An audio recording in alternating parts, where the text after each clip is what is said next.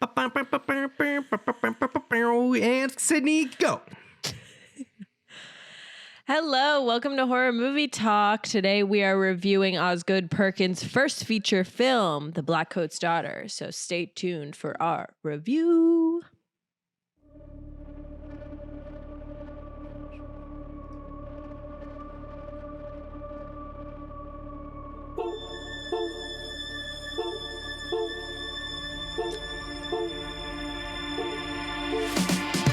Is this a metal thing? Yes. Little taste. David, what is this? Pretty thick. Break. I have to kill a lot of people. Just tell me what you want me to fuck. I have big tits and a tiny vagina. Oil me up, Daddy. I can't believe that Bryce prefers big tits. Mistletoe alert. This is backcountry. This guy was a real jerk. How long can Hugo be pregnant? Chomp, chomp, chomp, chomp. Oh, I'm just such a dick, David. Okay, everybody, put on your corpse handling gloves. Ew. Hoodie Picasso. Horror. Hello and welcome to Horror Movie Talk. I'm Sydney Lee, girl. And with me are my lovely co-hosts, men, Bryce Oi. Hansen and Max Allen. Fair enough. We are a silly, goofy, but very serious horror movie review podcast. New theatrical releases always get priority, but we also review older horror movies, both good and horrible. Make sure you rate, review, subscribe on iTunes. Full video available on YouTube. Subscribe over there too. Don't be a square. Make sure to share. Also check out patreon.com/horrormovietalk, the equivalent of the adult section at your video rental store. And also, of course, if you want to leave us a voicemail, go to horrormovietalk.com and don't leave us a voicemail there. I fucked that up. But to leave us a voicemail, you call 682-253-4468 and leave us a voicemail on the number. If you want to do other stuff, you can go to the website. You see our bios and our favorite movies and merch and stuff, whatever. We got a great show today. We'll be reviewing September's patron pick, The Blackcoat's Daughter. It is September 28th as we're recording this. We're behind, but we're still And we recording still it in haven't September. posted last month's patron pick, but I It's will do that okay. before the end of the month. But we've done it and we're doing it. And that's all that matters. We're putting in the effort. We'll start out by giving a brief review on our score for the movie. We score on a scale of 1 to 10. After we give the score, we'll get into spoilers and take a deeper dive into what they liked and hated about the film. And later, since we're getting into spooky season, or we're in spooky season, I don't know, it just feels weird because I'm still wearing a tank top and it's almost October, but it's almost spooky season. And I want everyone to name our top 5 favorite Halloween movies. I put scary in there. I don't actually mean that. Just movies Halloween that are set 1, Halloween on Halloween. 2, Halloween the reboot, Halloween Kills, Halloween and Ends. Halloween Ends. But top 5 Halloween movies means that they just need to be movies set on or around Halloween. And yeah, so we'll get into that. I want to get the spirits up. We need to dive into October. We're a horror movie really podcast, do. God damn it. You know what we need to do is we need to do a Ouija board together. No. Mm-mm. I So refuse. even you, as a witchy woman, are opposed to Ouija boards? You're like, nope, too far. Yeah, number one, I would never do them in a place that I was sleeping, like in the same place. So I would go somewhere and do it. That's the only way I would do it. But no, I'm too afraid of attracting the wrong kind of energy and then, being haunted for the rest of your life. Don't really It want might that. mess her crystals up. That seems like you're being patronizing there, Max. Are you being sarcastic? No, I'm sorry. I'm a jerk. My bad. I have my amethyst and my lapis lazuli that I wear every day. Yeah. Who would believe that someone would get information from a stone? Hey, okay. Moving on. Only a rube would believe in magical stones. Let's cross Okay, a witch. actually, Let's see what happens. I take it back. Stones are awesome. Big Q. Okay. All right. I'm more into candles than crystals, but No, they're all I only supplementary. like small, round brownstones, not any of these crystals. Talk about poop. Anyways, Bryce is making Mormon jokes. I'm that- making Mormon jokes. Sorry. Oh, I don't. Okay. All right. The Blackcoat starter can be found for rent on Amazon or YouTube, which sucks. But, you know, that's just how movies are sometimes. You have to rent them. It's the way the cookie crumbles, as they say. So Oz Perkins' debut feature film follows two girls, Kat and Rose, who attend a Catholic boarding school in upstate New York. When both of their parents fail to pick them up for February break, Rose is put in charge of taking care of Kat. We also follow an older girl named Joan, who seems as if she has escaped a psych ward and is on the run when she meets a respectful couple who offer to take her where she needs to go. Kat believes her parents have died and they are no longer going to pick her up, while Rose struggles with the possibility of being pregnant and does not look after Kat like she was supposed to. Suspicions about Kat's late-night unsupervised hijinks and Joan's motivations for traveling rise as the mysteries unfold to the viewer's unsuspecting but curious eyes. It was really hard to do a synopsis for this movie. Like, I was like... I mean, not shit. without spoiling it. I mean, it's... Yeah. I don't think I spoiled it, but I was just like, oh, fuck, there's many things. There's only really two significant things that happen in this movie, and it's the thing that would spoil the movie. Right. Exactly. My review is that I love this film. This is either the third or fourth time I've watched it, and I always forget how it ends somehow. I don't know why. Not the big twist, but I always forget how it actually ends, like what the last scenes are. The mystery of it all, of all the characters and their motivations, is intriguing and special. Right off the bat, with the scary dream sequence as the first scene of the film, I was hooked. The vibe is foreboding, horrifying, creepy, just all around a feeling of dread through the entire 95-minute runtime. It is tight, it is full of suspense and grief, and it is a genius way to tell the story like writer-director Oz Perkins does.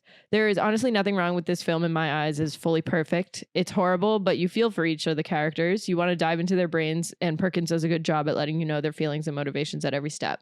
The twist near the end is damn near perfect. I will always love this movie. Better than Longlegs, in my opinion. And I'm giving it a perfect 10. Interesting. Uh-oh. What did you think, Max? I also really like this movie. This is my second time seeing it. I will say that it's kind of confusing at times. It's not exactly a linear storyline, and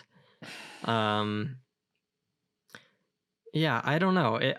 Maybe I'm dumb. I just didn't get it a lot of the time, but I really like it. It's very dreadful. I think dread is the perfect word for this movie. It's got really good atmosphere. The sound is like always like scary, even when nothing is happening. It honestly makes you think that more things are going to happen in the movie that really do. And I remembered it being more like full, but nothing really happens for a lot of the movie. And it doesn't really feel boring to me. Like, it feels super creepy. So I like it a lot. I'm going to give it, I think I'm going to go 9 out of 10 on it. Nice. Bryce, you look like you don't agree. Yeah, I did not love this movie as much as you guys did. It's a good movie, but there's just not much there. Like, I got pretty bored. This is the second time I've watched it. And it's one of those where, like, if you're one of those people that complains about A24 movies, like, this is a good example of, like, okay, you're just stretching out a concept that's not too long and trying to make it more pretentious than it needs to be.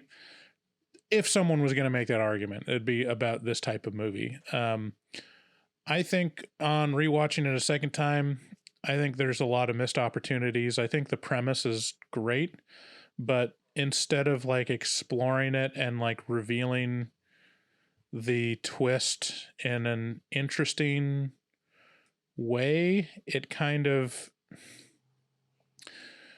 just uses nonlinear narrative as a crutch to not explore character at all, to where it's like, I mean, okay. Also, is it even really a twist? Like, You kind of can see it coming pretty easily. Well, right? I mean, it's a twist at about the halfway point in the movie.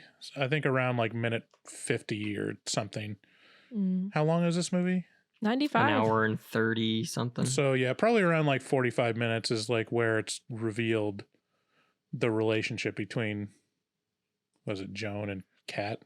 Mm-hmm. And then it's like, okay, we see what's coming now. It's pretty obvious, even though they don't fully reveal it.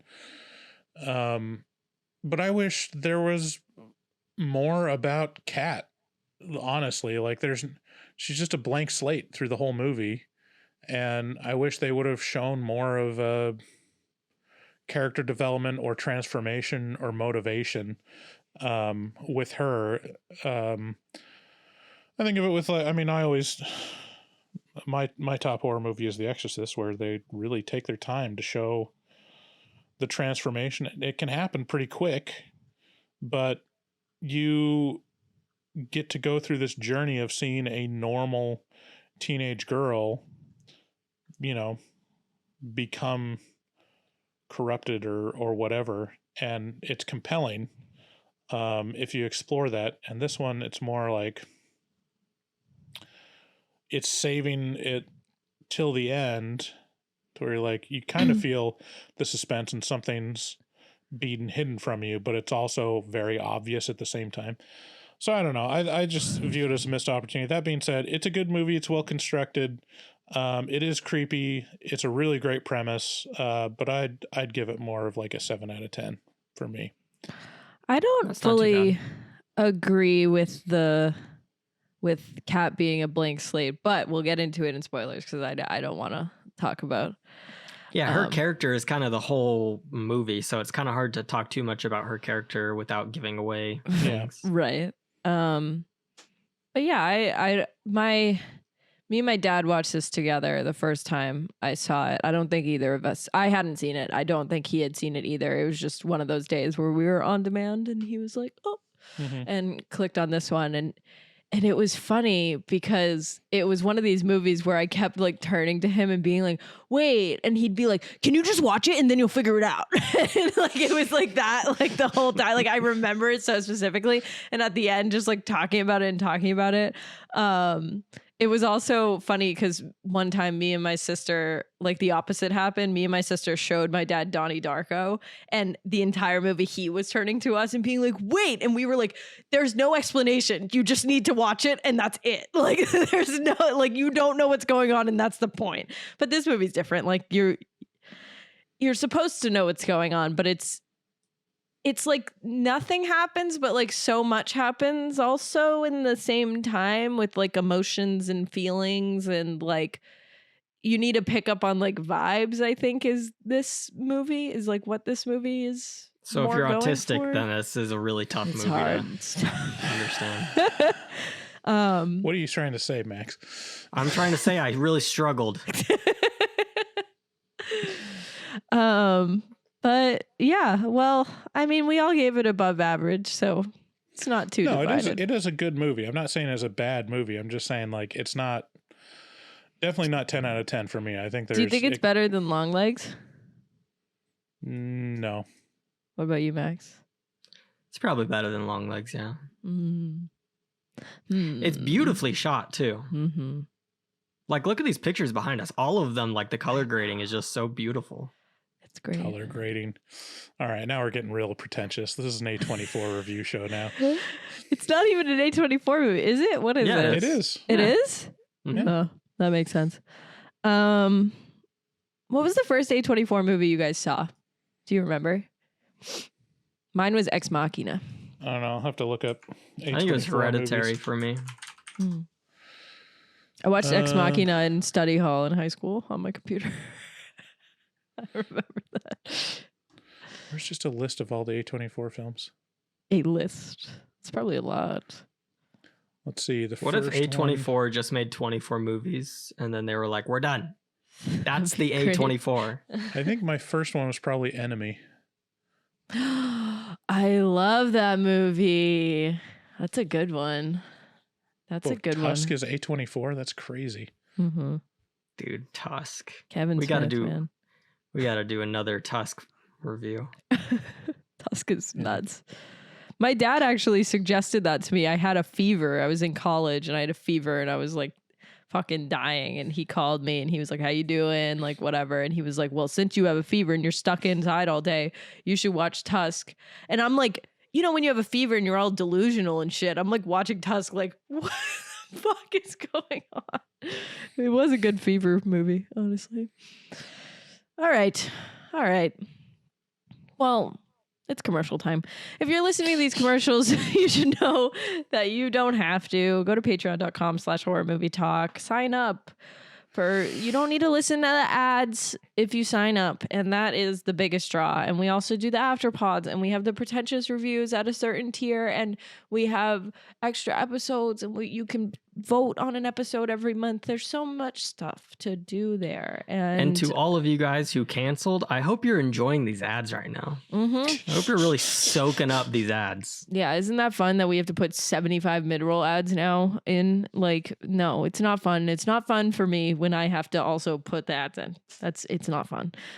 So you guys should just sign up for the Patreon, and then we wouldn't even have to publicly have a podcast. We could just have a Patreon podcast where we make millions of dollars. Also, don't forget to go to the HMT shop on our website, which is in our link tree. Buy stuff, buy our merch. And of course, don't forget to check out our resident artist, Dustin Goebel. He's awesome. He's amazing. He does amazing work. We love him very much.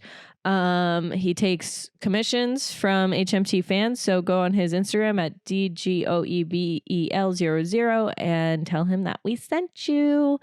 Also, our voicemail line again is 682-253-4468. Call us. We want to hear from you.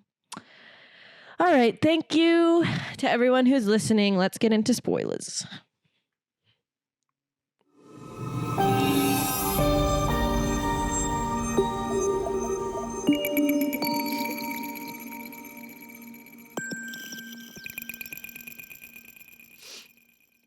Okay, I wanna go back to Bryce's point of Kat being a blank slate. I don't think that she is, because she has this dream. The first scene of the movie is this dream where basically like she is told that her parents have died in a car accident. Like that's just like kind of what the dream is. And she has this dreadful feeling that like this is actually true. Like maybe she has these prophetic dreams. I don't know. That's kind of what it's set up as. And so she feels super lonely and feels like she doesn't really have friends. We don't see anyone interacting with her. She's kind of just a loner who goes to this school. And now her parents aren't going to be able to come to see her like piano solo, and like it seems like that's something that she likes to do, and she's super alone. So what else do you do but make friends with the devil? Yeah, I don't know. Not a very strong case. So here's the thing. I mean, if you think about it chronologically, it's like I'll try to make the case for it, and it still falls flat for me, which is like, okay, chronologically, she has this dream, has this vision that her parents are dead. That's creepy. She's lonely. She's looking forward to seeing her parents. And then before the recital, she gets the call where it's basically the devil talking to her and saying like, hey, your parents are dead. Kill the cunts. And then she's like, I guess you could say, okay, so she's traumatized and she starts having visions, but I don't know. It's just that's not enough for me, where it's like, okay, so what is she feeling? Is she like desperate because she doesn't have her parents anymore? Like why does she immediately go on to like, okay, I guess I'll kill these cunts? Well, she mode? doesn't immediately. She's possessed, right? No, she's not possessed because it's outside of her. She gets exorcised. Yeah, they have to do an exorcism at the end. She's definitely good. possessed. Okay, let me explain the movie to you too. Oh, what happens is she's told by the demon, she's seduced by the demon, she sees the demon, outside of herself behind Rose, while she's explaining that the nuns are actually Satanists and stuff. And she's like, in that scene, she's portrayed as being kind of freaked out that she's seeing this demon. And then what I understand the story is like, is she commits this ritual of killing the nuns and Rose as a human sacrifice to perform a ritual so that the demon possesses her and she has a companion. And then she's exorcised. And then the very end is her older as Joan trying to replicate trying to get him back. Trying to replicate the ritual, and it fails, and that's why she's crying at the end, because now she's lonely. Well, yeah, I know that. I know but that. No, so like the thing that's missing for me is from being a normal Catholic school, like upright girl. Well, she doesn't seem very normal. Deciding to commit triple homicide. She's already super weird and lonely though. Like before the devil, like she is weird already. Like you see her in class not talking to anyone. You see her like not doing anything. But is she not possessed before the ritual? Because Rose catches her in the boiler room, like throwing herself down in. That part is maybe my favorite scene. It's so creepy. It's fucking crazy. She is bowing like no one's ever fucking bowed before. Like it looks like a fucking spring trap. Like it's like, but like is she not possessed before? I think Bryce is right. I think she's not possessed until she does the ritual, and then she's possessed. But then she gets exorcised, and then even before the ritual, she gets more and more haggard. Like she looks more tired, and like her hair's greasy, and like has like dark circles and stuff. Yeah, but personality-wise, I don't know. Like, maybe I just don't know what they're going for, or if they're... I feel like they're leaning too much on the trauma and uncertainty of, like, who she actually is and trying to build the dread off of that, whereas, like... Maybe, yeah. I'd rather it be that... I mean, okay, here's a couple things from the start, is, like, she is a rule follower. They make it a scene where Rose is going to leave and see her boyfriend. She's like, you can't leave and see your boyfriend. The nuns told you not to. And so from that, you can tell from the character, she's not, a rule breaker, and she's in a Catholic girls' school. And murder is the biggest rule. Yeah, murder is the biggest. So between that point where she's like, hey, you can't break the rules, the nun said, and her starting to worship the devil, there is no midpoint. There's no like conversion that showed on camera. It's just like, well, even before then, she goes and talks to like the head priest guy and the devil's already influencing her at this point, but we're not super sure of that yet because it's pretty soon into the movie. And she's just like, and he's like, yeah, I don't know where your parents are. They'll probably come soon, but you're going to have to stay here. And she's like kind of begging him to stay. Like, she's like, you need to stay.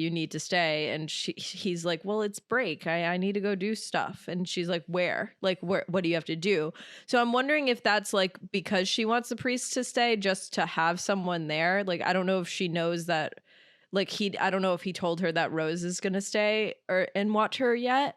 But maybe like that aspect of it is like she's trying to get him to stay so she could do like the ritual with him. Like, so he could die too. It's maybe Bryce just doesn't really understand teenage women. I mean, or teenage girls. Sorry. Sydney, you were a teenage girl who was also at a Catholic school. Yes, I was. So tell me, did you ever go from like following the rules to like wanting to hurt people and kill them? Well, I had a rough go of it, honestly, but I never really, I never really believed in God and stuff, so I'm not a good person to like ask. I just kind of was in Catholic school because my parents made me go, so I was just like, well, I'm not going to really do anything. So you were worshiping the devil before any of that? Yeah. Okay, so it's right off the bat. A little bit of a different scenario. The crystals had already gotten her by that point. Stop. I'm gonna kill both of you. What about that? Oh no, she's gonna use the crystals. No. She's been taken over by the crystal energy. Bad. There's nothing we can do at this point. I don't like how you guys talk about this. It's rude. It's rude. You're right. It is rude. I'm sorry. I'm always very respectful about. You are, and I am a jerk, and I'm sorry. See, I don't have to agree, but I don't have to ridicule. No, I make fun of both crystals and the Mormon church, and that was the church that I was in, so. All right. No, I just make fun of people who aren't me. I think that in this movie, Rose is the most compelling character, and it makes me really, really sad that she dies. But it's also interesting that you find out that she dies in Joan's scenes because they the parents show a picture, and you're like, oh fuck, when is she gonna die? And it's all very sudden. But to just run down the beats of this movie, Kat has this dream that her parents died, and it's February break, and there's a big recital, and then everyone's parents come to the recital, and then they pick them up, and they, everyone's gone for a week or whatever. And Kat's parents, she kind of knows that they're dead and they're not coming, so she has to stay. And Rose told her parents the wrong day on purpose so she could go on a date with her boyfriend. And it's set up that Rose thinks that she's pregnant. And she doesn't really know what to do. And like Bryce said, Kat is a rule follower. Rose is in charge of taking care of Kat. And there are also the two nuns who are also nurses that are behind Bryce. Who are wearing wigs because they worship the devil and their hair got burnt off because of that, which is so funny. What does that mean? But yeah. Well, the devil likes them shaved. I think that's the... Devil likes them old. But yeah, so we don't really know what's going on. All the stuff that we explained with Kat, that is not explicitly stated until Kat's scenes where we get, so there's name cards throughout the film. So the first name card we get is Rose, and it's kind of just following her story. She thinks she's pregnant. She goes and sees her boyfriend. Kat is really upset that she is leaving her alone, even though she would be completely fine. But I also read that as maybe Kat wants to be watched because she doesn't want to go and worship the devil. She wants Rose to make sure she doesn't do this. Kat maybe has some hesitancy to succumbing to the dark world or whatever. But Rose does leave and she talks to her boyfriend, and it's kind of he's go get an abortion. That's kind of his vibe. And she's kind of okay, you fucking loser. You're kind of being a dick. And she goes back in and she can't find Kat. And that's when she finds Kat in the basement because she hears her talking through the vents. It's so creepy. The way that happens, and Kat is bowing so hard in front of the boiler, and it's really creepy. And then she just stops when Rose gets there, and Rose was what the fuck were you doing? And Kat's I don't know what you're talking about. It's so creepy. It is great. That's one of the best scenes because just the visual is crazy. With the fire going in the furnace, it's just illuminated enough to see her head swinging back and forth. It's scary. Mm-hmm. And throughout the movie, we also have the phone ringing a lot, but we don't see who's calling until we get to Kat's title card, and it's the devil. The devil's calling. Are you going to pick up? Freak Bob's calling. Are you going to pick up? Who gave the devil the Catholic school phone number is the real question. That does seem like the one person you wouldn't want to have the contact info of the Catholic school. He hacked the system. Or maybe the devil just regularly prank calls the place. Do we actually know if her parents are dead? What if that was the devil just prank calling her and was hey, your parents are dead? And he's oh my gosh, she bought it. This is perfect. Yeah, it definitely could be because it's like in the dream, there is a tall, dark figure next to her, and you don't see his face, and she assumes it's her dad, and like it probably Who is isn't. the Blackcoat's daughter? She puts on a black coat. Joan puts on a black coat at the end. I thought it was red. Was it? I don't know. I don't get the purpose of the title. I think Osgood Perkins wrote the song, "The Blackcoat's Daughter." It said, I don't know. Let's look up at the trivia. What? What does this mean? It I said just that the kept music thinking was by Osgood Perkins, so I'm wondering. And there's like a song that they sing at the end credits where it's basically, the Blackcoat's Daughter, and it's basically, basically about a girl that is possessed, I think. The mysterious nature of a Blackcoat's daughter stuck with Perkins, and while there was no firm definition for it, he agrees that it's applicable to many of the film's situations, whether a Blackcoat is a devil, a priest, or simply a father figure. So they're all the Blackcoat's daughter. Elvis Perkins. Perkins made the song. The Blackcoat daughter was the friends we made along the way. Yes, exactly. Blackcoat is a pejorative word for a clergyman. Interesting. Okay, but not... Who was the clergyman's daughter? Kat was. No, she was not. She has like this connection with the priest. She has this connection with her dad. She never really talks about her mom. She has this connection with the devil. It's all kind of... So she has a dad.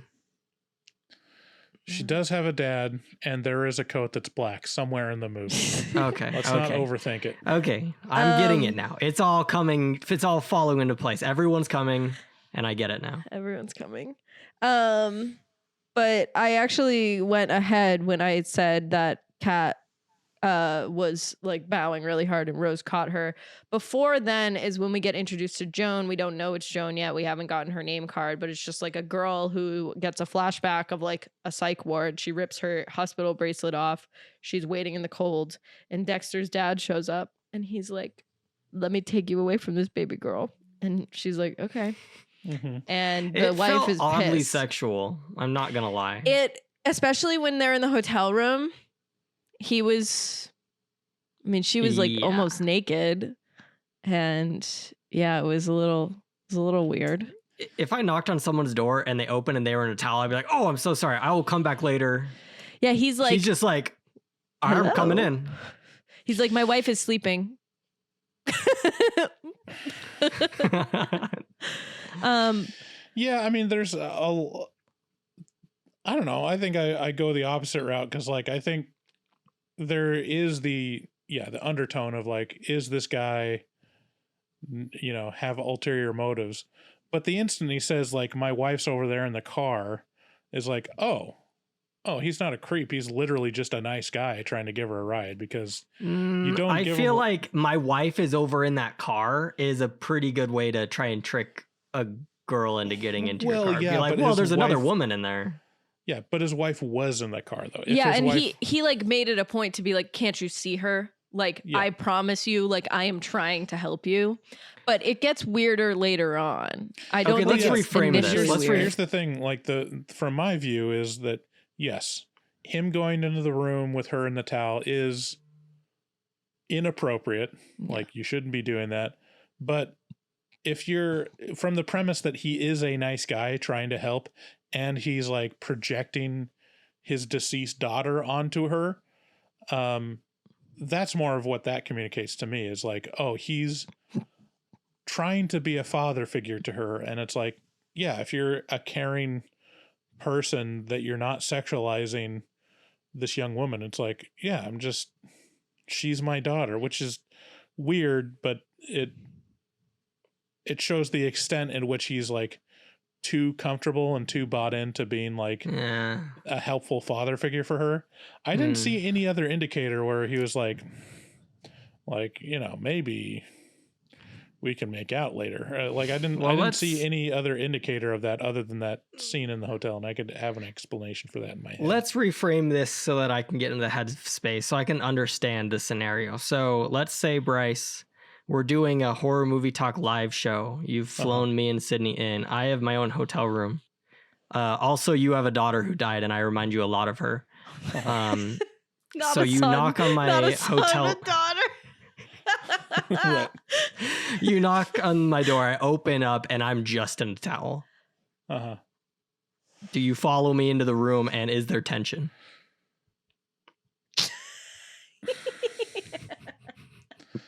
Like under the premise of like you do remind, and I'm trying to be a father figure to you. Well, that's what you say. Under the premise, me personally, I don't think that would happen for me. But if that was like my frame of mind, yeah, I think me personally, I would have like boundaries. Well, no, you're a man though, so yeah, I wouldn't give a fuck. Like I would go in. So that's different. If it was Sydney, I would have like personal boundaries where it's like, no, don't go in a room with a naked woman. I also would, if I was in the shower and getting out of the shower and you like knocked on the door, I would get dressed first. Like that was interesting that she didn't get dressed after. Like, yeah, she heard that knock and she waited and didn't even put clothes on. She said, I'm going to let that motherfucker in. I'm just saying, like, no, personally, like, obviously, no, that would not be a scenario that I would feel comfortable with, unless I was like, maybe I can seduce this young woman. Like, maybe I can be a huge piece of shit. But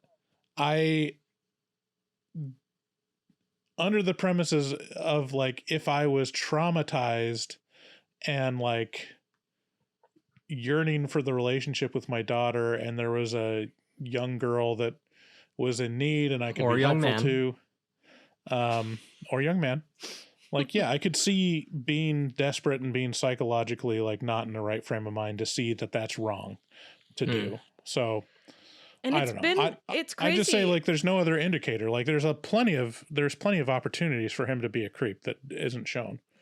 I think the hotel room scene is a little creepy. I think he is overstepping boundaries, but I think that's because he also doesn't know how to deal with his grief.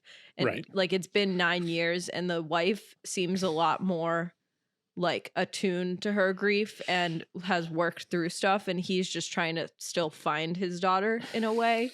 And I also thought that the dinner scene was a little inappropriate too, because he's like, hey, why don't we go out to dinner? And they go to dinner and he's like, oh, my wife won't be joining us though, she's tired. No, he says my wife will come in a minute. Is that what he says? Yeah. I thought he said she was sleeping.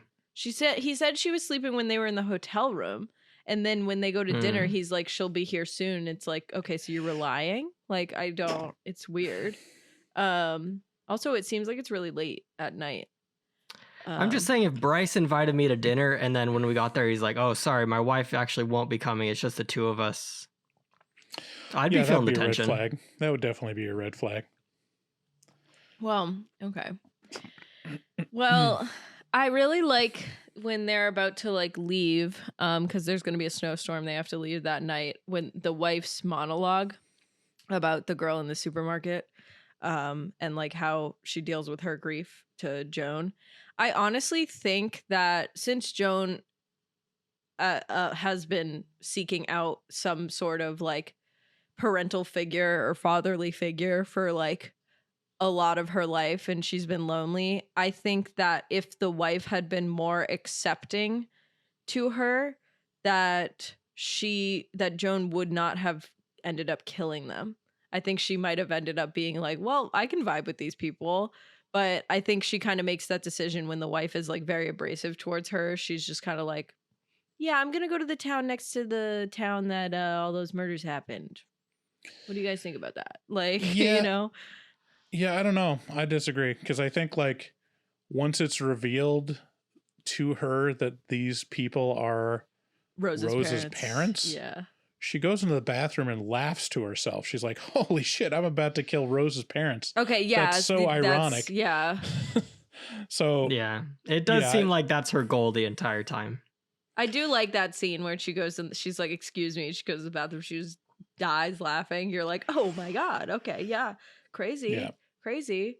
But yeah, so the big twist is that Kat and Joan are the same person. Joan is just 9 years older than Kat. And well, it's Kat. It's Kat the whole time. Gotta admit, it's pretty great casting. They look a lot alike. Yeah, they've got the same very dark eyebrows, and I mean, I guess it's not hard to bleach blonde your hair, but like very, very similar features. And Kiernan Shipka is just an incredible actress. I mean, I loved Mad Men, and she was awesome as a kid on that show. And she's in Longlegs. She's in this. She's in the new Twisters, which I didn't see. But Who was she in Longlegs?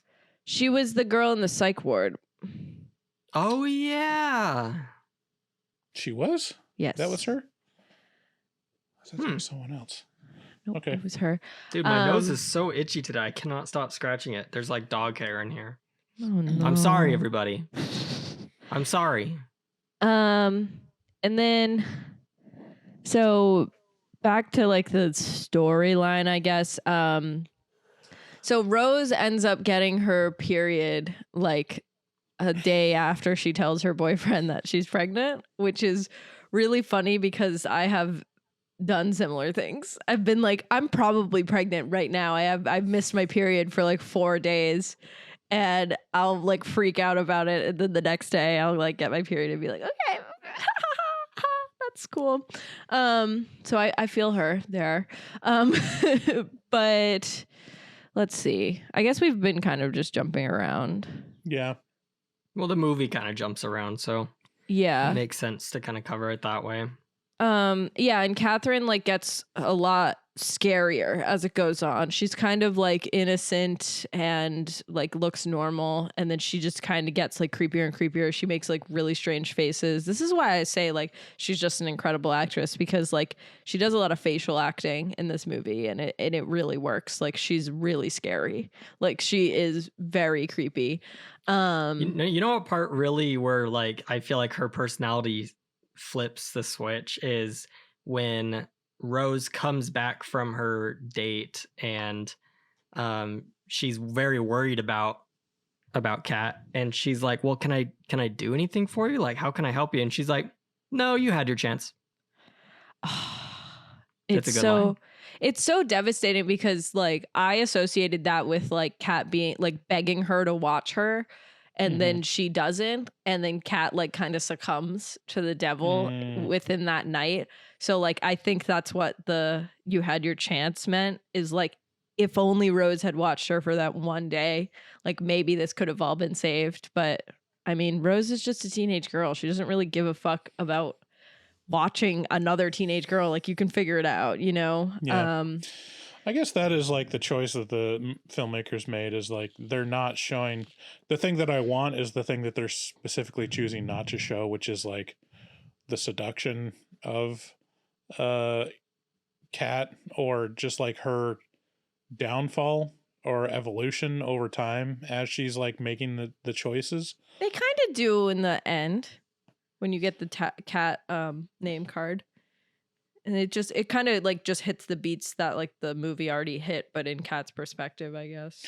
Well, yeah, it hits the beats, and it shows like, oh yeah, she's been seeing this devil, but it's not like you don't ever see her make the choice, is what I'm saying. Like you don't ever see her like be like, okay, it's telling me to do this, so I'm going to do this. It's like literally the only thing you see the interaction is kill the people, and she's like, okay.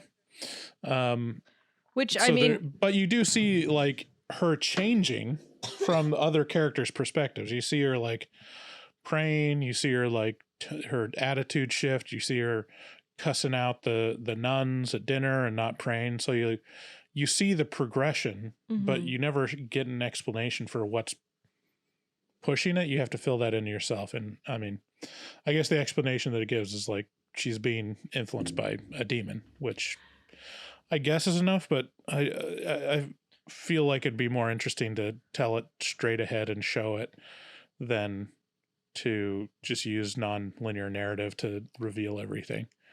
So that dinner scene where Kat cusses everyone out and won't pray, this is kind of like a personality scanner here. Like, so she stands up and just projectile vomits onto the food. But But that food looked really good. And I am thinking, like, in my head, like, maybe mine was safe. Maybe I'll put it to the side and still eat it. What do you guys think? So you're talking about the splash zone of the vomit? Yeah, what's like the whether splash it's- zone? And you're kind of guessing because it all happens so fast. If the food was already on my plate and like I wasn't the one sitting across from her, I'd probably be like, I'm probably good. You were sitting right next to her, though. Like, that's still, I feel like, in the splash She zone. kind of just threw up like in her area. Yeah, I don't know. It's pretty- It was I enough to kind of like land and splash, though. I think my appetite would be ruined, honestly. I think anything on my plate I wouldn't be able to touch. I think I'd have to scrape off the top layer of the actual serving dish.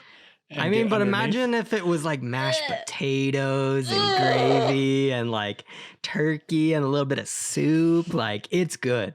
It's good, dude. No, you see, if you so see a disgusting. splash zone of like, I you think see I'm like the brain actual broken.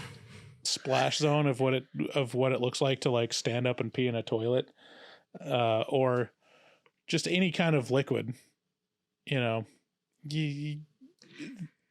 everything within a 10-foot radius is going to have some of that vomit on top Sometimes I drop food on the floor and I know my floor is not very clean, and I'll still just be like, "Meh." That's different. I do that. I don't give a of fuck it. Yeah, about that's that. that's different. That's gross, but it's not. It's your floor. It's your But floor. it's Sometimes not you a drop the bodily vape fluid. in We're the talking about toilet, bodily and fluid. you gotta just dry it off, and I've done that. I I've don't know. done that, Max. that's disgusting. Yeah. You're disgusting, Sydney. All right, where are we going with this movie? Okay. Yeah. So I think when she like the whole murder sequence, when you see like well, first she like gets a call and she's like, "Oh, it was the headmaster? Like he's coming," and the nurses are like, "He didn't call. Like he didn't call. Like that you're literally lying." And then Mhm. the phone fucking rings and he's coming. Like. And so they're all shocked because they're like, there's no way that he called, but it's like the devil telling her that he's going to come there. And then they make Rose go shovel a path down to the earth from the snow. And it's because the headmaster's coming, so that he needs a path. I mean, turns out the devil's kind of right. They were kind of cunts to Rose. They were, because Rose was like, why the fuck would I have to do this? She's the one that just called you cunts. Like, that's Yeah. crazy. I'm here on fucking break. I'm not your fucking slave. I know, I'd be pissed. But she does it, and then she tries to get back in the house, and there's like a song playing like from a record in the house, and she can't get back in, and so she's just like, fuck it, and she goes and takes a nap. While she What was that? I don't know. Woo, it's the crystals. I don't know what that was. The crystals know we're talking about them. Stop. I take it all back. I take it all back. It's fucking scary. It's probably the green screen's probably gonna fall. But jeez, that scared me. But Rose is shoveling. She goes and takes a nap, and then the headmaster comes and they try to get in the house, and you just see blood. And then it's kind of, then the movie shifts and we get more of Kat's perspective. And then that's when we see that Kat has killed these nuns and she's brutal with it. Like no facial expression, just fucking stabbing them, cuts their heads off. And then she puts them in a bag and she's going somewhere. And then Rose like hears something. She wakes up. She comes out of her room. Fucking Kat just kills her. Like, it is so fast. There's no lead up. There's no whatever. She's just standing there, stabs her 1,000,000 times. Rose dies. She cuts off Rose's head. And then the cops come, and because the headmaster called, and they go downstairs and see Kat with the heads, like, worshiping the furnace. And The way that she lines the heads right in front of the furnace is so crazy. It's a really good... It reminds me of like Hereditary, the ending where it's all very like ritualistic. It's really good. Yeah, it works really well. And the cop being like terrified of her, being like, drop the knife, and she's just smiling and holding it above her head. Like, and then he shoots her in the shoulder. And we know that because Joan Cat has a scar bullet wound of it going straight through her shoulder. And yeah, she gets exorcised by the priest, and then the devil's like gone, and she escapes. And then, we have to put the pieces together. She escapes the psych ward. She kills Rose's parents. She brings them back to the school, but the furnace is off, and the devil won't come back to her, and she has no one, and she has nothing, and she cries and cries and cries. And that's the end. The scene where the demon is exorcised is a really sad one because the priest is saying, like, you have to leave her, you need to go away. And she turns and looks, and the demon is standing in the corner, and she says, please don't go. And then he just like walks out. And yeah, it's pretty devastating. It is. Poor girl. I wonder if her parents did actually die. That's a really good point. I mean, they had something happen to them where they're completely delayed for like a week if they didn't, but yeah. It's a good one. Final recommendations? That's a good one. It's also a bummer. Yeah. Big bummer. It's dark. Yeah, I mean, I'd still recommend it. I think, yeah, if you're into A24 films, like this is definitely that vibe of kind of a little more cerebral, non-linear narrative. And if you like the possession movies, like it's a little different than the common template. But yeah, it's good. Yeah, it's a little, it's a little boring, I will say. Like there's not a lot there that happens. It's literally the mystery. So if you just listen to the spoilers, like it's going to be a boring movie for you. If it's your first watch, it'll probably be more interesting. Yeah, I personally don't think it's boring. I think it keeps you hooked, and it's only 95 minutes, which is great. True. So nice. Very nice. Yeah, it's a little pretentious, but if you like that, which I kind of do, I think that it's good. Yeah, facts. All right. Do you want to get into my game that's not a game? Yes. Sure. So my top 5 Halloween themed horror movies are as follows. Ranked. Trick or Treat, number 1. Ooh. I love Trick or Treat. I hate Trick or Treat. Okay, well, I love it. 2, The Nightmare Before Christmas. Incredible. Amazing. I watch it every year at Halloween and Christmas. It's amazing. Okay, and then for number 3, I have 2 because I want to clarify something with you guys. So The House is October Built is definitely Halloween, but is Hell House LLC set on Halloween? Or is it just about a haunted house? Yeah. Okay. When else are you going to have a haunted house? No, it's not like a December haunted house. I know, but it's not specifically like this is a Halloween movie, like in my eyes. You know what I mean? Like it's not explicitly that. The House is October Built is explicitly that. So I don't know. I have 2 in there and I don't know. Because I really love Hell House LLC. Like I really love that movie. Like that's one of my favorite found footage. But The House is October Built is also very, very good. So I don't know. I guess it's just both of them in there. Number 4, I have Scary Godmother, which I don't know if you've ever heard of it, but it was a staple for me and my sister when we were kids. It is like horrible animation, but it is crazy and it's amazing and it's so nostalgic and I absolutely love it. And the number 5 is the third Halloween Town because that's the one I like the best. Halloween Town High. I love Halloween Town. It's good. That I have no idea what Halloween Town is, but apparently it's super nostalgic for everyone in their 20s. Good. Yeah, it is. You should have your kids. Your kids would like them. Yeah, like the entire like Disney and Nickelodeon pop culture past the 90s is like completely lost on me. Like I don't know. The early 2000s were the best era for that shit, honestly. Yeah. I don't know. I think the 90s were pretty fucking great. Had Ren and Stimpy and that's true. Are You Afraid of the Dark? And I watched Ren and Stimpy, but none of the other ones. Yeah, Snick at Night was pretty solid, I gotta say. Or Nick at Night. All right, who's going? Me or you, You go, Bryce? Max. Okay. I don't know if I have 5. Let's see. I'm going to go with Hubie Halloween, Terrible.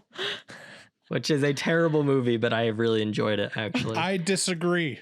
Hubie Halloween is good. It's a funny movie. It's pretty funny. All you pretentious fucks that are like Adam Sandler's not funny.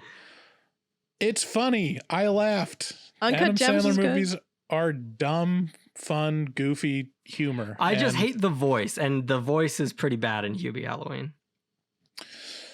yeah. Okay. Well, but you like it. Yeah, I liked it. That's the point. It's like it's okay to like it. You don't have to be apologetic and say it sucks. It's like, no, it's good because I like it. Anyways. Next is going to be Terrifier 2 is set on Halloween. Yep. And I liked Terrifier 2, except for the really long dream sequences. I could have cut those out and that would have shortened the movie by 45 minutes, but I fun saw that movie. shit in theaters. It was so long. Me and my dad Yeah. were like, fuck. Number 3, is Monster House set on Halloween? I don't know, but that's a good one. That is a good one. I think it is. I'm pretty sure I it have is. I have a Wikipedia article pulled up that lists Halloween movies or movies Oh, set I forgot during about Halloween. Paranorman. Paranorman's so good. I believe Monster House is on here, so All right. you're safe. So that's 3. And then I'm also going to go with The House is October Built and Halloween Town. Nice. Good stuff. Good stuff. Have you seen The House is October Built, Bryce? No. No way. We'll have to do that one soon. That one's good. Yeah, I think it's on Hulu. Okay. So my list, are we done with Max? Yeah, we're done. All right. My list is Halloween and then Halloween 2. Okay, I literally made this joke at the beginning of the episode, Bryce. Okay. No, just kidding. No, I'll put Halloween on there because it's Halloween That's and fair. the first one is, it is what it is. I'll put The Adventures of Ichabod and Mr. Toad. Ooh. Whoa. Deep cut. So the animated Disney film of Ichabod Crane. Wow. So it's basically Sleepy Hollow. Nice. Like that cartoon 1949. is so much better than Sleepy Hollow, than Tim Burton's Sleepy Hollow. It's like, why didn't you just do that Ichabod Crane? It's legitimately great. Then I'll do E.T. the Extraterrestrial. That is wow. a great pick. Wow. That's awesome. Yeah. And then this one, I don't remember anything about Halloween, but it's on the list of movies set during Halloween. It's probably like a Halloween scene. Is We Need to Talk About Kevin, I wouldn't consider that a Halloween movie, which is a personally. hugely disturbing movie that stays with me. I don't think about Halloween while I watch it or when I think about it, but it's a great movie that supposedly, according to Wikipedia. Don't they cover Somehow. Halloween in Diary of a Wimpy Kid? Yeah. I think the and OG then Diary of a Wimpy Kid is probably going to have to sneak in my list somewhere. on the list of movies that aren't about Halloween but have a significant scene on Halloween, my number 1 would be The Karate Kid. It's Nice. iconic. Him dressed as a shower, getting beaten up by the skeleton bullies. It's like that is a huge part of the plot. So that's All right. that's my number 1. Okay. I like it. We are going to have to cover The House is October Built in October, though. Yeah, I'm very surprised that hasn't happened yet, but I would love to rewatch that. It's been a long time. I think I've seen it twice. It's pretty fun. And I've seen the second one. I haven't.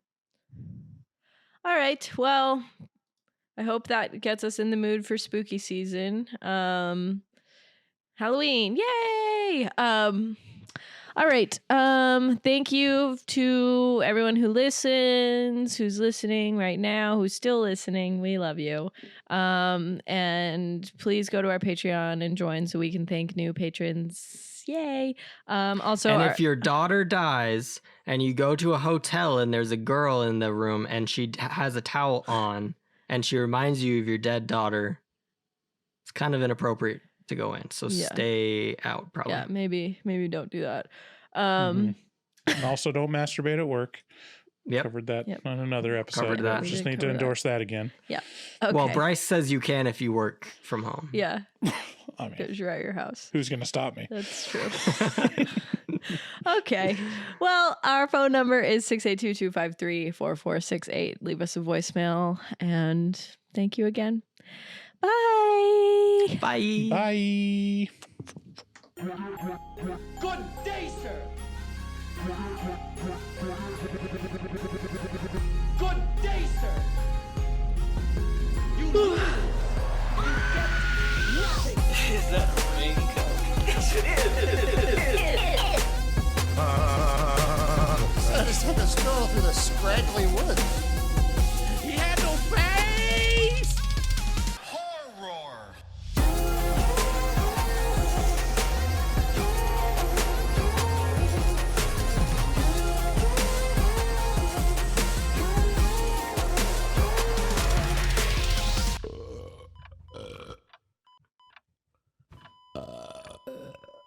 Wow, that didn't sound good.